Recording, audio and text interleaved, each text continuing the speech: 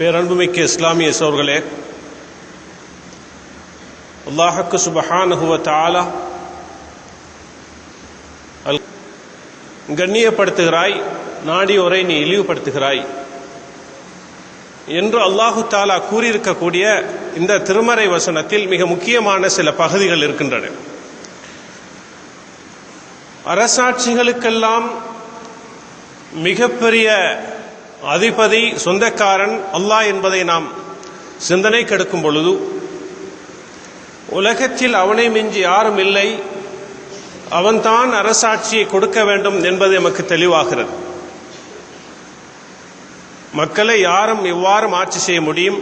ஆனால் அண்ட சராசரங்களை படைத்த ரப்புல் ஆலமீன் மேலே இருந்து பார்த்து கொண்டிருக்கிறான்.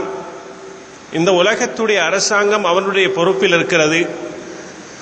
மறு உலகத்திலே லிமனில் முல்குல் யௌம், இன்றைய தினம் அரசாட்சி யாருக்கு சொந்தம் என்று அல்லாஹு தஆலா கேள்வி கேட்கும் பொழுது, உலகத்துடைய எந்த ஒரு ஆட்சியாளனுக்கும் பதில் சொல்லக்கூடிய அதிகாரம் கிடையாது.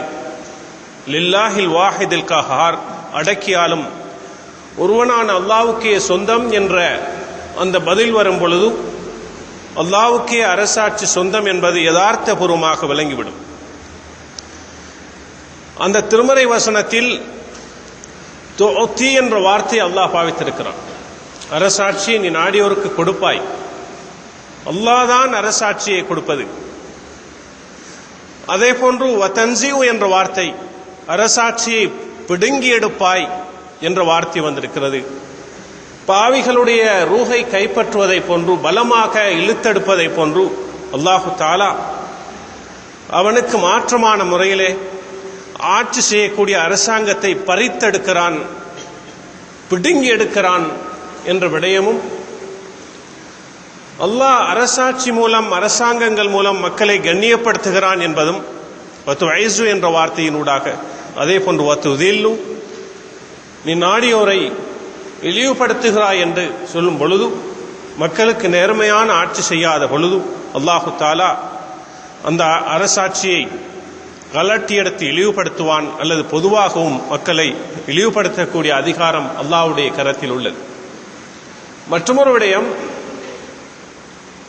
மன் தஷா என்ற வார்த்தை மீண்டும் மீண்டும் மடக்கி மடக்கி சொல்லப்பட்டிருக்கிறது. அரசாட்சியை நீ நாடியோருக்கு கொடுப்பாய் என்று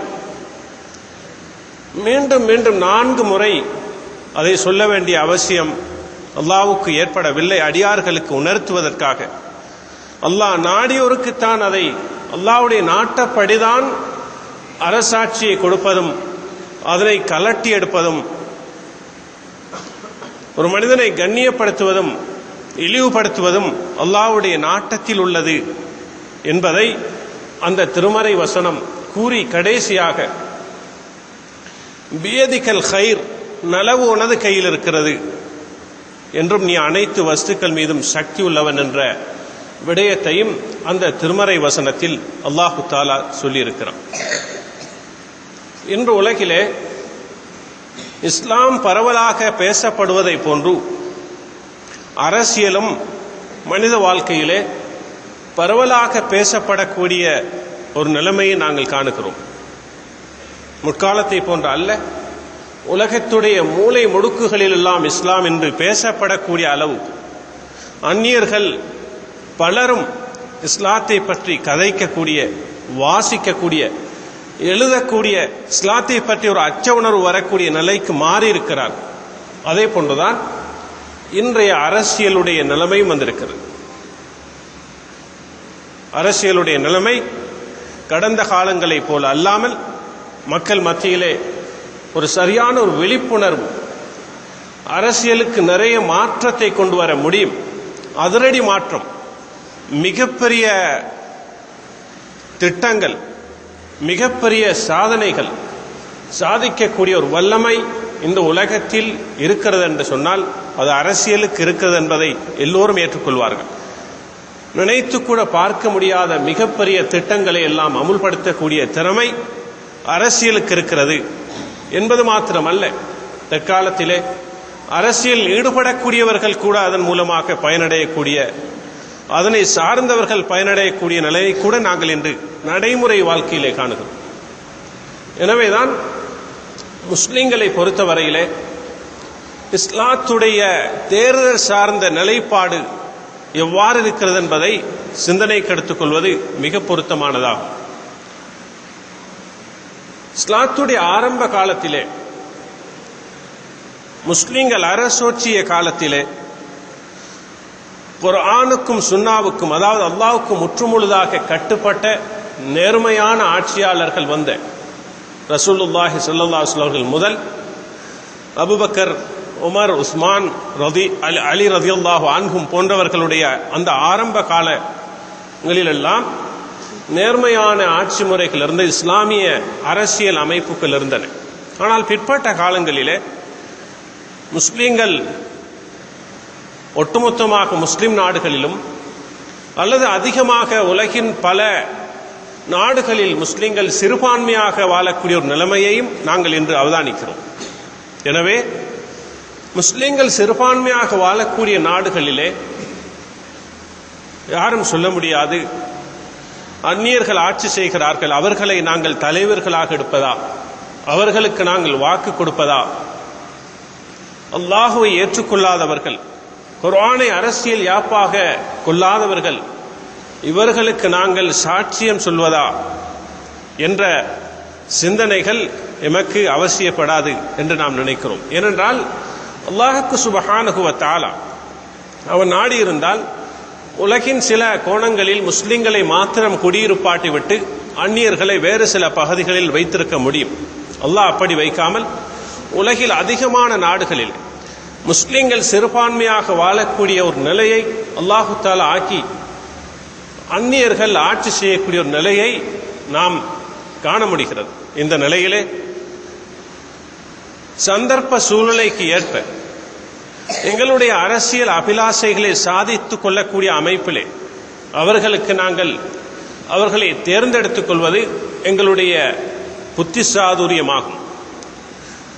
ரசூலுல்லாஹி ஸல்லல்லாஹு அலைஹி வஸல்லம் தனிப்பட்ட குடும்ப சமூக வாழ்விலே இதற்கான முன்மாதிரிகளை நாங்கள் காண முடியும்.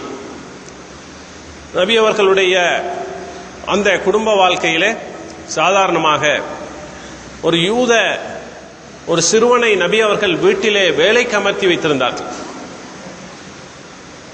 அவர்களுடைய குடும்பத்தில் அபூ தாலிப் அவர்கள் ஒரு முஷ்ரிக்காக சிலை வணக்கம் புரியக்கூடியவராக இருந்தார்.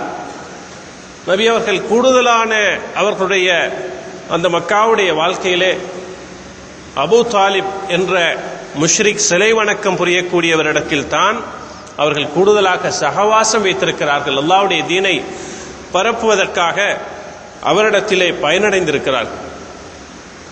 அது மாத்திரமல்ல, மக்காவிலே முத்ஐம் இப்னு அதி என்று சொல்லக்கூடிய முஷ்ரிக்குகளுடைய சிலை வணக்கம் புரியக்கூடிய ஒரு தலைவர்களில் ஒருவராக இருந்த அந்த முத்ஐம் இடத்திலே அடைக்கலம் பெற்றிருக்கிறார்கள். பக்கத்திலே இருந்த நாடான அபிசீனியாவிலே தஞ்சமடைவதற்காக கிறிஸ்தவ மன்னனிடத்தில் நபி ஸல்லல்லாஹு அலைஹி வஸல்லம் அவர்கள் ஆரம்ப காலத்திலே சஹாபாக்களை ஹிஜ்ரத் அனுப்பினார்கள். நபி அவர்கள் மரணித்த நேரத்திலே அவர்களுடைய கவசம் உணவுக்காக அடகு வைக்கப்பட்டிருந்தது ஒரு யூதனிடத்திலே. இவ்வாறு நாங்கள் எண்ணிலடங்காத பல விடயங்களை நபி அவர்களுடைய வாழ்க்கையிலே சொல்லி பார்க்க முடியும். யமன் தேசத்திலிருந்து, அதாவது நஜ்ரானிலிருந்து வந்த ஒரு கிறிஸ்தவ குழு நபி அவர்களை மதீனா நகரத்தில் சந்திப்பதற்காக வந்த பொழுது அல் மஸ்ஜிது நபவியிலே தங்குவதற்காக நபி அவர்கள் இடம் கொடுத்தார்கள். இவ்வாறு பல நிகழ்வுகளை நபி அவர்களுடைய வாழ்க்கையிலே நாம் சொல்ல முடியும். அந்நியர்களுடன் நபி அவர்கள் சில விடயங்களை சாதித்துக் கொள்வதற்காக சகவாசம் வைத்திருந்த நிகழ்வுகளை, இந்த அடிப்படையில் தான் நாம் இந்த நாட்டிலே 1000 ஆண்டுகளுக்கு மேலான இந்த வரலாற்று பின்னணியிலே எமது முன்னோர்கள் அவர்கள் அதிகமாக பெரும்பான்மைகளுடன் இணைந்து அரசியல் நோக்கங்களை, இலாபங்களை அடைந்ததை நாங்கள் கேள்விப்பட்டிருக்கிறோம். அண்மை காலங்களில் அப்படியான நிலை அல்ல. இந்த நாட்டை பொறுத்தவரையிலே உலகத்தில் இஸ்லாம் மிக வேகமாக பரவி வரக்கூடிய பின்னணியிலே இஸ்லாத்துடைய தாவா அமைப்புகள் பாரிய முயற்சிகள் தீனுக்காக செய்கிறார்கள் என்ற பின்புலத்திலே அல்லாஹ்வுடைய தீனுக்கு எதிர்ப்பு காட்டக்கூடிய எதிர்ப்பு முயற்சிகள் அவர்கள் துடிக்க துடிக்க இஸ்லாம் பரவக்கூடிய தன்மையில் உள்ளது என்ற அமைப்பிலே இந்த நாட்டிலே இஸ்லாம் பரவலாக பேசப்பட்டு வருகிறது. இஸ்லாத்துடைய வளரக்கூடிய இயற்கையான தன்மையை காட்டிக் கொண்டிருக்கிறது. அந்த அடிப்படையிலே அரசியல் பகுதியும் இந்த நாட்டில் கடந்த காலங்களை போன்று அல்லாமல் முஸ்லிம்கள் மத்தியிலே விழிப்புணர்வை கொண்டு வந்திருக்கிறது. இந்த அடிப்படையிலே முஸ்லிம்கள் சில விடயங்களை கவனத்தில் கொள்ள வேண்டும். அல்லாஹு தஆலா முஸ்லிம்கள் பொதுவாக அல்லாஹ்வுடைய அச்சத்துடன் பயபக்தியுடன் இருக்கும் பொழுது அவர்களுடன் இருப்பான் என்ற அடிப்படை. இன்னல்லாஹ மஅஸ் ஸாபிரீன், நிச்சயமாக பொறுமையாளர்களுடன் இருப்பான். இன்னமா யதகப்பலுல்லாஹு மினல் முத்தகீன், பயபக்தியாளர்களிடம் இருந்துதான் அல்லாஹு தஆலா ஏற்றுக்கொள்வான். இன்னல்லாஹ மஅல் முத்தகீன், நிச்சயமாக அல்லாஹ் பயபக்தியாளர்களுடன் இருப்பான். லா தஹினு வலா தஹ்ஸனு வஅன்துமுல் அலௌன இன் குன்தும் முஃமினீன், நீங்கள் தக்வா அதாவது இறை விசுவாசிகளாக இருந்தால் நீங்கள் கவலைப்பட வேண்டாம், தைரியம் இழக்க வேண்டாம், நீங்கள் பயப்பட வேண்டாம், நீங்கள் தான் உயர்ந்தவர்கள் என்ற அடிப்படையிலே அல்லாஹு தஆலா அல் குர்ஆனிலே பல அர்த்தங்களில் திருமறை வசனங்களில் சொல்லி இருக்கிறான். வஹுவ யதவல்ல ஸாலிஹீன், அவன் நல்லோர்களுக்கு பொறுப்பாளனாக இருக்கிறான். எனவே அல்லாஹ்வுடைய அச்சத்துடன் இந்த தீவிலே நாங்கள் வாழும் பொழுது நிச்சயமாக அல்லாஹ் எங்களுடன் இருப்பான் என்ற உறுதிப்பாட்டை நாங்கள் உறுதியாக வைத்துக் கொள்ள வேண்டும். நாங்கள் மாறு செய்யும் பொழுது, அல்லாஹ்வுடைய கட்டளைகளை உதாசீனம் செய்யும் பொழுது நிச்சயமாக அல்லாஹ், ஒரு ஹதீஸ்லே வரக்கூடிய கருத்து, நாங்கள் அல்லாஹ்வுக்கு மாறு செய்யும் பொழுது அவன் பாவிகளை எங்களுக்கு எதிராக சாட்டி விடுவான். அல்லாஹ்வுக்கு வழிபடும் பொழுது எங்களில் உள்ள நல்லவர்களை எங்களுக்கு அதிகாரிகளாக ஆக்குவான். இது ஹதீஸுடைய கருத்து. நாங்கள் அல்லாஹ்வுக்கு வழிபடும் பொழுது எங்களில் உள்ள நல்லவர்களை எங்களுக்கு அதிகாரிகளாக ஆக்குவான். நாங்கள் மாறு செய்யும் பொழுது எங்களில் உள்ள கெட்டவர்களை எங்களுக்கு அதிகாரிகளாக ஆக்குவான் என்ற விடயத்தை நாம் கவனத்தில் கொள்ள வேண்டும். அதிகமாக அல்லாஹ்விடத்திலே நாங்கள் துஆ செய்ய வேண்டும். அல்லாஹும்ம லா துஸல்லித் அலைனா மன் லா யகாஃபுக வலா யர்ஹமுனா, யா அல்லாஹ், உன்னை அஞ்சாத எங்களுக்கு இரக்கம் காட்டாதவரை சாட்டி விடாதே என்று நாம் அல்லாஹ்விடத்திலே பிரார்த்திக்க வேண்டும். இந்த துஆவிலே 2 பகுதிகள் இருக்கின்றன. யா அல்லாஹ், உன்னை அஞ்சாத, பொதுவாக அல்லாஹ்வை அஞ்சக்கூடியவர்கள் முஸ்லிம்களிலும் இருக்கிறார்கள், முஸ்லிம் அல்லாதவர்களிலும் இருக்கிறார்கள். மரணித்ததன் பிற்பாடு கடவுள் தண்டிப்பான் என்ற அச்சமுள்ளவர்கள் முஸ்லிம் அல்லாத அரசியல்வாதிகளும் இருக்கிறார்கள். எனவே பொதுவாக உன்னை அஞ்சாத, எங்களுக்கு இரக்கம் காட்டாதவர்கள் எங்களுக்கு சாட்டாதே யா அல்லாஹ் என்று நாங்கள் பிரார்த்திக்க வேண்டும்.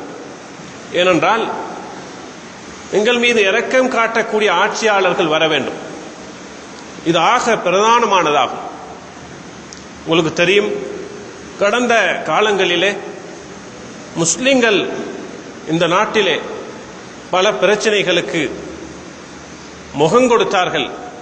கடந்த கால அரசியலை இகழ்ந்து தற்கால அரசியலை புகழ்வது எமது நோக்கம் அல்ல. நிதர்சனமாக நீங்கள் சிந்தியுங்கள்.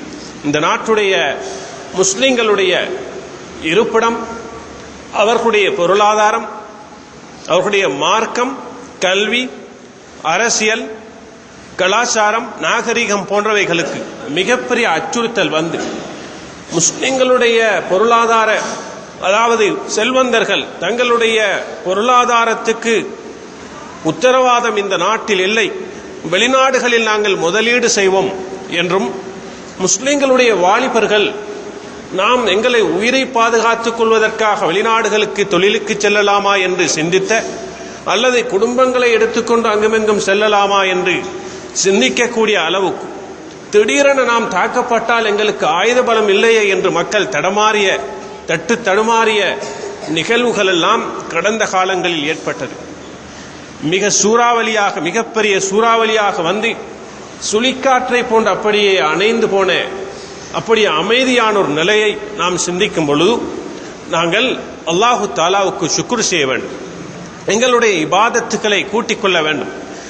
فَلْيَعْبُدُوا رَبَّ هَذَا الْبَيْتِ الَّذِي أَطْعَمَهُم مِّن جُوعٍ وَآمَنَهُم مِّنْ خَوْفٍ என்று மக்காவில் வாழ்ந்த மக்களுக்கு அப்ரஹத்துல் அஷ்ரமுடைய படை காபத்துல்லாவை இடிக்க வந்த அந்த நிகழ்வு நடந்து அந்த பட்டாளம் அழிக்கப்பட்டதன் பிற்பாடு அந்த மக்களுக்கு அவர்களுக்கு 2 விதமான நியாமத்துக்களை அல்லாஹ் கொடுத்திருக்கிறான்.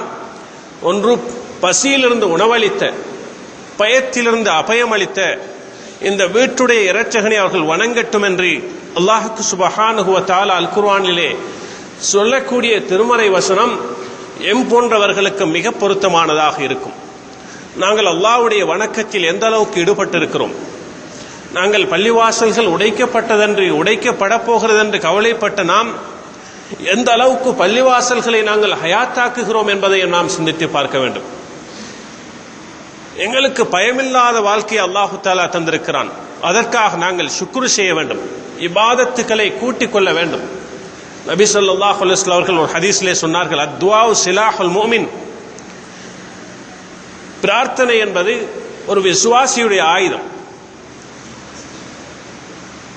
மற்றொரு ஹதீஸிலே லா யருத்துல் கதர இல்ல துஆ, பிரார்த்தனையை தவிர வேறு ஒன்றுமே விதியை தடுக்க முடியாது என்று ரஹ்மத்துல் லில் ஆலமீன் ஸல்லல்லாஹு அலைஹி வஸல்லம் அவர்கள் சொன்னார்கள்.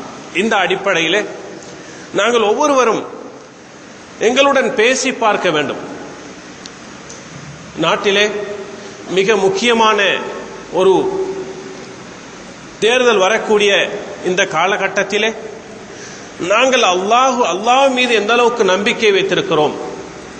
முஸ்லிம்களுடைய வாக்குகள் மீது முழுக்க நம்பிக்கை வைக்காமல் அல்லாஹ் மீது நம்பிக்கை வைத்துவிட்டு அடுத்தபடியாகத்தான் எங்களுடைய அடுத்த முயற்சிகளை முன்னெடுக்க வேண்டும். தனிமையாக நாங்கள் பிரார்த்திக்க வேண்டும் சகோதரர்களே. தனிமையாக எங்களுடைய நஃப்ஸுடன் பேசி நாங்கள் வரக்கூடிய அரசாங்கம் முஸ்லிம்களுடைய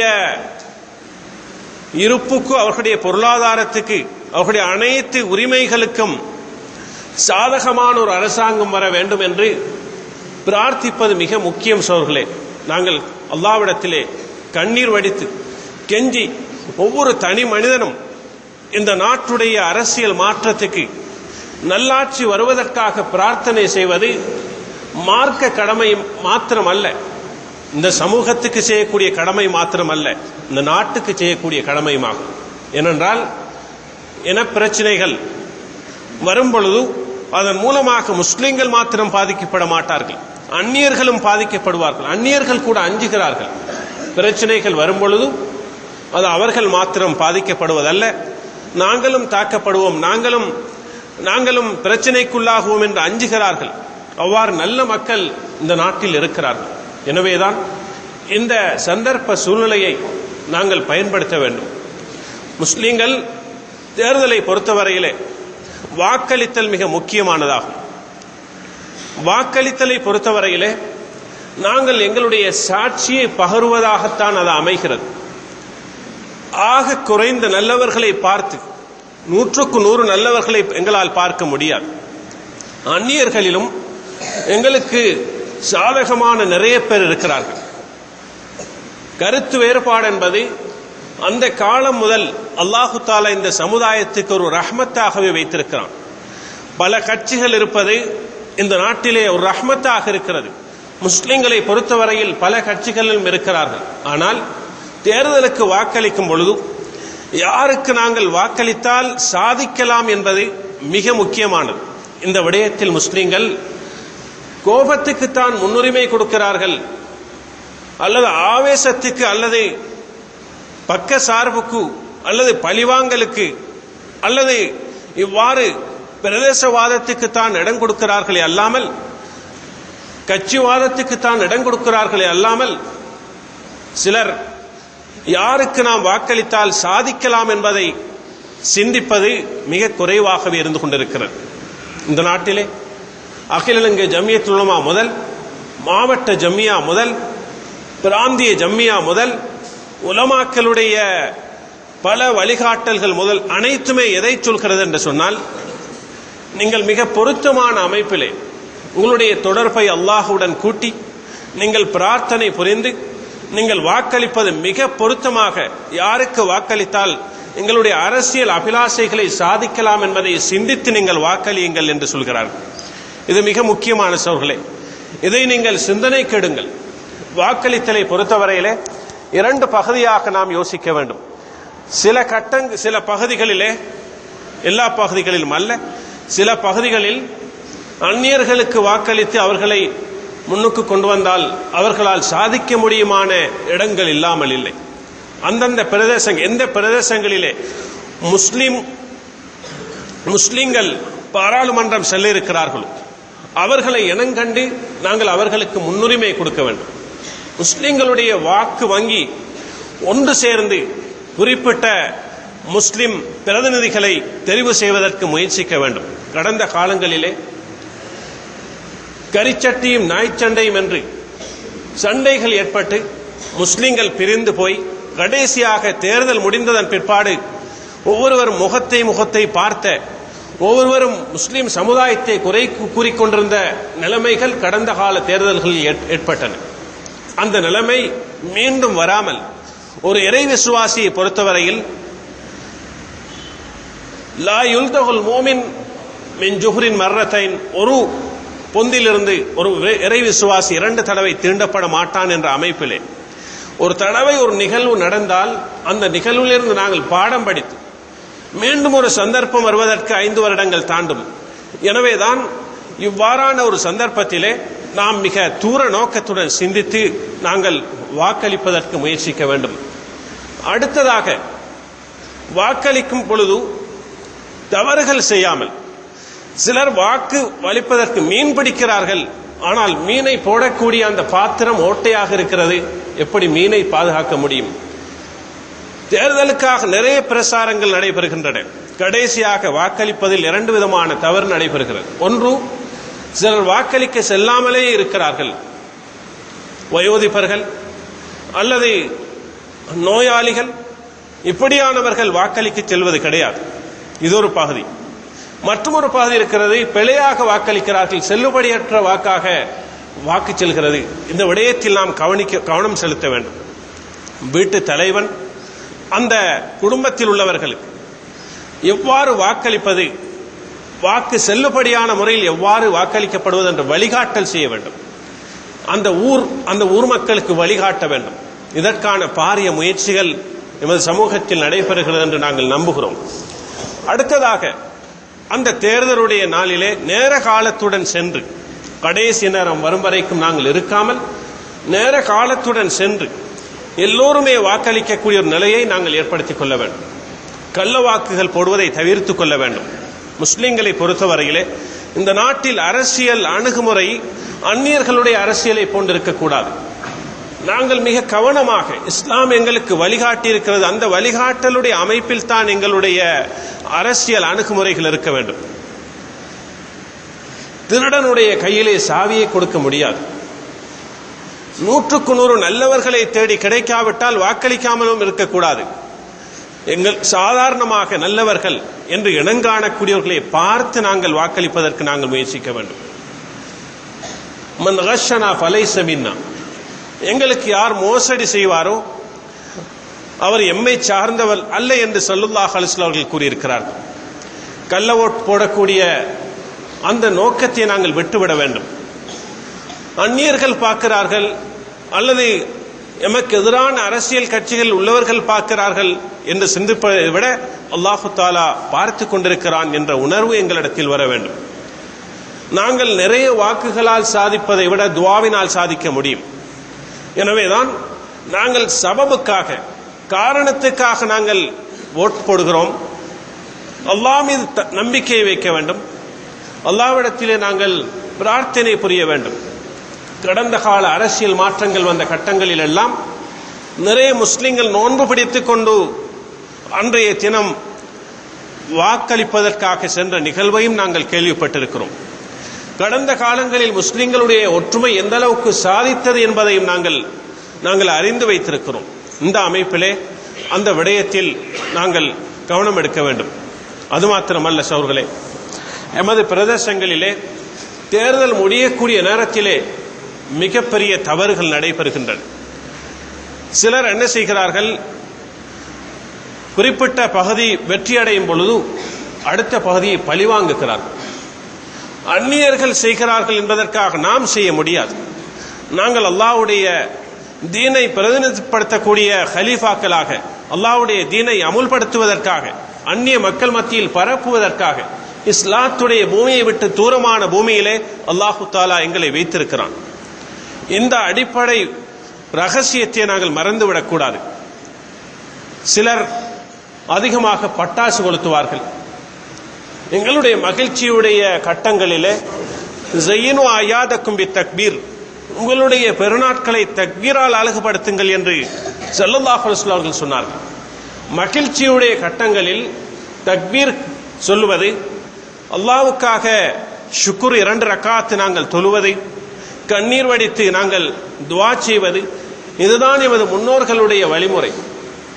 சூரத்துல் பக்ராவிலே அல்லாஹ்வுக்கு சுப்ஹானஹு வ தஆலா பனு இஸ்ரவேலர்களை வெற்றி கிடைத்த பொழுது அந்த நபிமார்களுக்கு சொன்ன தூது என்னவென்று சொன்னால், நீங்கள் பணிந்தவர்களாக குனிந்தவர்களாக நீங்கள் வெற்றி பெற்ற நகரத்துக்குள் நுழையுங்கள் என்றுதான் சொன்னான். பட்டாசுகள் கொளுத்தி கொண்டு, ஆர்ப்பாட்டங்கள் போய்கொண்டு, அந்நியர்களுடைய வீடுகளுக்கு அல்லது எதிராளிகளுடைய வீடுகளுக்கு கல்லடித்துக் கொண்டு, இவ்வாறு மோட்டார் சைக்கிள்களை வேகமாக செலுத்தி கொண்டு, வாகனங்களை நிறைய ஓட்டி அந்த பாதைகளிலே மற்றவர்களுக்கு இடையூறு கொடுத்து கொண்டு, பெருமையை அகங்காரத்தை வெளிப்படுத்தி கொண்டு செல்லும்படியாக இஸ்லாம் சொல்லவில்லை. இதில் மிக கவனமாக இருக்க வேண்டும். தேர்தலை பொறுத்தவரையிலே முஸ்லிம்களில் 3 விதமான சாராரை நாம் காண முடியும். ஒரு சாரார் அதி தீவிரமாக தேர்தலில் ஈடுபடக்கூடியவர்கள். தேர்தல் ஒரு வகையான உணவை போன்று அல்லது ருசியான ஒரு பானத்தை போன்று அவர்களுக்கு இருக்கும். அது குறையில்லை, மக்கள் அப்படி இருப்பார்கள். ஒரு சாரார் அப்படி இருந்துதான் ஆக வேண்டும். அல்லாஹ் அப்படித்தான் வைத்திருக்கிறான். சிலருக்கு அப்படி ஒரு அதி தீவிரமான தேர்தலில் இன்பம் இருக்கும், அப்படி ஒரு சாரார் இருப்பார்கள். ஆனால் அப்படியானவர்கள் எல்லை மீறி நடப்பதை தவிர்த்து கொள்ள வேண்டும். அல்லாஹு தாலா எல்லை மீறக்கூடியவர்களை விரும்புவதில்லை. எல்லை மீறுதல் என்ற அந்த வார்த்தைக்கு இஸ்லாத்தில் இடமே கிடையாது. எனவே இஸ்லாத்துடைய வரையறைக்கு உட்பட்டு தான் அதி தீவிரமான தேர்தல் ஈடுபாடு இருக்க வேண்டும். மற்றொரு சாரார் இருப்பார்கள், அவர்களுக்கு தேர்தலிலே நடுத்தரமான ஈடுபாடு. அவர்கள் வாக்களிப்பதற்காக செல்லுவார்கள், சென்று வாக்களித்து விட்டு அவர்கள் ஒரு அமைதியாக வந்து இருந்து கொள்வார்கள். இன்னும் ஒரு சாரார் இருப்பார்கள், அவர்கள் தேர்தலை பற்றி அவர்களுக்கு அக்கறை கிடையாது. அப்படியானவர்கள் குறைவு. அண்மை காலத்தில் அப்படியான அந்த விடயத்தில் விழிப்புணர்வு வந்திருக்கிறது. எல்லோரும் வாக்களிக்க வேண்டும் என்ற உணர்வுக்கு தள்ளப்பட்டிருக்கிறார்கள். எனவேதான் அந்த எல்லை மீறிய தன்மையும் அல்லது அசமந்த போக்கும் இல்லாமல் கைருல் உமூரி அவ்ஸத்துஹா ஹதீஸிலே வந்திருப்பதை போன்று விடயங்களில் சிறந்தது நடுநிலையானது என்ற அமைப்பிலே எங்களுடைய செயற்பாடுகளை ஆக்கிக் கொள்ள வேண்டும். இந்த காலங்களிலே மற்றவர்களை பற்றி கோல் சொல்வது, புறம் பேசுவது, மற்ற மக்களுடைய மானத்தை கீறி கிழிப்பது, ஒரு மனிதனுடைய தனிப்பட்ட வாழ்க்கையை சந்திக்கெடுப்பது, இவ்வாறானவைகளை நாங்கள் தவிர்த்து கொள்ள வேண்டும். அண்மை கால அரசியல் நிகழ்வு என்ன சொன்னது? சில முஸ்லிம் அரசியல்வாதிகள் குர்ஆனுடைய வசனங்களை தேர்தலுக்காக நேரடியாக பாவிக்க ஆரம்பித்து விட்டார்கள். குர்ஆனுடைய சில வசனங்கள் எதற்கோ இறங்கப்பட்ட வசனங்கள், சம்பந்தமே கிடையாது. அதை நேரடியாக அரசியலுக்கு பாவிக்கக்கூடிய, அல்லாஹ்வுடன் ரசூலுடன் சம்பந்தப்பட்ட அந்த திருமறை வசனங்களையும் ஹதீஸுகளையும் நேரடியாக இந்த அரசியலுக்கு இழுத்து பாவிக்கக்கூடிய ஒரு நிலையை நாங்கள் கேள்விப்பட்டோம், அறிந்தோம். இது யாராக இருந்தாலும் அது இந்த இடத்தில் அது சார்ந்தவர்கள் இருக்கலாம், அவர்கள் கூட சிந்திக்க வேண்டும். அல்லாஹ்வுடைய அந்த திருமறை வசனங்களை, ஹதீஸுகளை கண்ட மாதிரி பாவிக்க எமக்கு அனுமதி கிடையாது. அதற்கென்று சபபுன் நுசூல்கள் இறக்கப்பட்ட காரணம் இருக்கிறது. ஹதீஸாக இருந்தால் அது நடந்ததற்குரிய காரணம் இருக்கிறது. எதை பொதுவாக பாவிக்கலாம், எதை குறிப்பாக பாவிக்கலாம் என்றெல்லாம் இருக்கிறது. எனவே இந்த விடயத்தில் நாங்கள் விழிப்பாக அல்லாஹ்வை பயந்து நடந்து கொள்ள வேண்டும் என்பதையும் நாங்கள் கூறிக்கொள்வதுடன், இந்த தேர்தல் மூலமாக நாங்கள் பாராளுமன்றத்துக்கு செல்லக்கூடியவர்கள், மாகாண சபைகள், அதே போன்று பிரதேச சபைகள், இவைகளுக்கு செல்லக்கூடியவர்களுக்கு உரிய ஒரு அஸ்திவாரமாக நாங்கள் இந்த தேர்தலில் எப்படி வெற்றி பெறுகிறோமோ அதை பொறுத்துதான் பாராளுமன்றங்களிலும் மாகாண சபைகளிலும் பிரதேச சபைகளிலும் அந்த எமது முஸ்லிம் பிரதிநிதிகள் அல்லது முஸ்லிம்களுக்கு சார்பான பிரதிநிதிகள் வருவதற்கு ஒரு சாத்தியப்பாடு இருக்கிறது என்பதையும் நாம் கவனத்தில் கொண்டு மேலே சொன்ன விடயங்களை எல்லாம் சிந்தனை கெடுத்து வரக்கூடிய தேர்தலை எங்களுக்கு சாதகமானதாக ஆக்கிக் கொள்வதற்கு எல்லாம் வல்ல அல்லாஹு தஆலா எம் அனைவருக்கும் அருள் புரிவானாக.